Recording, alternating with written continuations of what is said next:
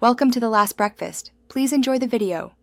You'll start by confirming the workspace and panels so the toolbar can return. First, open the window menu and ensure Tools is checked. That's the direct toggle. Once done, make sure you haven't switched to a custom workspace. Choose Window Workspace and select Reset to Saved Layout to reload defaults. If the toolbar still doesn't appear, restart Photoshop to force the UI to redraw. These steps address the common invisible toolbar state caused by workspace changes or temporary UI glitch. Next, inspect placement and preferences because the toolbar can be docked off-screen or disabled. First, resize the application window and drag any panel groups to see if the toolbar is docked or collapsed off the edge.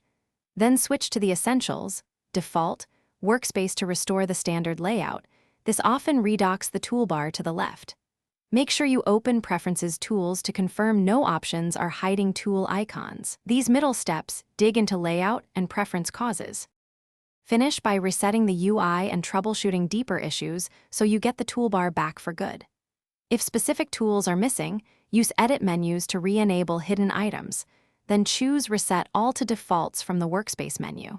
For stubborn cases, quit Photoshop and rename or delete the Preferences file to force a clean start. That clears corrupted UI state. If the toolbar still fails to appear, update or reinstall Photoshop to replace damaged program files. One key tip: backup custom. Thanks for watching. If this was helpful, leave a like and consider subscribing. See you next time.